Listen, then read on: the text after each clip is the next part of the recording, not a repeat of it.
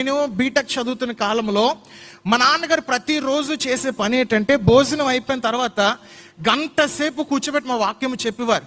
విసుక్కునేవాని, ఏటి నాన్న అంత అయిపోయింది కదా, ఇంకా పడుకునే ముందు గంట సేపు, అప్పుడప్పుడు గంట 2 గంటలు అయిపోతుండేది.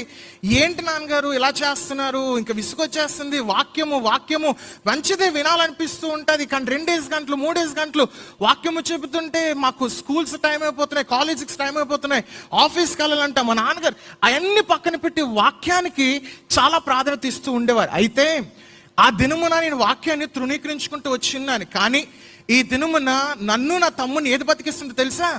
నన్ను నా తమ్ముని ఏది ముందుకు పట్టుకెళ్తుందో తెలుసా? నన్ను నా తమ్ముని ఏది ఆదరిస్తుందో తెలుసా? దేవుని యొక్క వాక్యమైన బిగ్గరగా చెప్పగలను. హల్లెలూయా.